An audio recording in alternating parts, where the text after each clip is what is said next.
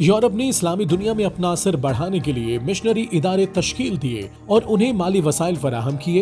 یہ مشنری بظاہر علم اور انسانیت کے فروغ کا دعویٰ کرتے ہوئے اسلامی علاقوں میں داخل ہوئے، مگر ان کا بنیادی مقصد سیاسی جاسوسی اور مغربی نوآبادیاتی منصوبے کو مضبوط بنانا تھا۔ مسلمانوں کے اتحاد کو کمزور کرنے کے لیے برطانوی، فرانسیسی اور امریکی مشنریوں نے اسلامی دنیا میں داخل ہو کر قومی عصبیت کے جذبات، بالخصوص ترک اور عرب قومیت کو ہوا دی۔ ان مشنریوں کا مرکزی ہدف مسلمانوں کو ان کے دین اسلام سے دور کرنا تھا، جو ان کے اتحاد کی بنیاد تھا۔ اگرچہ وہ قومیت کے فروغ میں کامیاب ہوئے، لیکن مسلمانوں کو دین سے مکمل طور پر دور نہ کر سکے۔ تاہم ترک، عرب اور فارسی قوموں میں قوم پرستی مزید پھیل گئی، جس نے امت مسلمہ کی وحدت کو متاثر کیا۔ صلیبی جنگوں میں مسلمانوں سے شکست کھانے کے بعد یورپ نے جان لیا تھا کہ مسلمانوں کی قوت کا راز ان کا دین ہے، اسی لیے انہوں نے فیصلہ کیا کہ باقاعدہ منصوبہ بندی کے تحت اسلامی عقائد کو کمزور کیا جائے اور مسلمانوں کے دلوں میں شکوک و شبہات پیدا کیے جائیں۔ 16ویں صدی کے اواخر میں عیسائی مشنریوں نے مالٹا میں اپنا پہلا مرکز قائم کیا،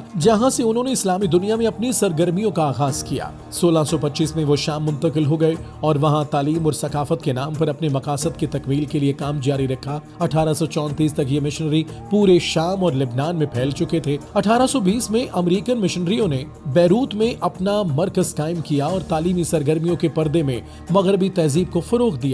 مشنریوں نے مذہبی اختلافات کو ہوا دی، جس کے نتیجے میں مسلمانوں کے درمیان فرقہ وارانہ تنازعات پیدا ہوئے۔ ان فسادات کو برطانیہ اور فرانس نے اپنے مقاصد کے لیے مزید بڑھایا تاکہ وہ اسلامی دنیا کے اندرونی معاملات میں مداخلت کر سکیں۔ 19ویں صدی کے وسط میں لبنان اور شام میں مارونی عیسائیوں اور دروز زمینداروں کے درمیان جھگڑے شروع ہو گئے۔ اس دوران برطانیہ دروزوں اور فرانس مارونی عیسائیوں کی پشت پناہی کر رہے تھے، جس سے فسادات مزید شدت اختیار کر گئے۔ لبنان میں بے شمار افراد مارے گئے، مال و اسباب لوٹا گیا اور املاک تباہ ہوئیں۔ حالات اس حد تک بگڑ گئے کہ عثمانی حکومت کو مداخلت کرنی پڑی، لیکن مغربی طاقتوں نے اس موقع کو شام میں مداخلت کا بہانہ بنایا اور فرانس کے بیروت میں اپنی افواج اتار دی۔ اس دوران مشنریوں نے اپنی سرگرمیوں کو وسعت دی اور تعلیمی اور ثقافتی تنظیمیں بنانا شروع کر دی تاکہ مغربی اقدار کو پھیلایا جا سکے۔ 1842 میں پہلی تنظیم جمعیت علوم و فنون بنائی گئی، جس کا مقصد مقامی آبادی کو مغربی تہذیب سے روشناس کرانا تھا۔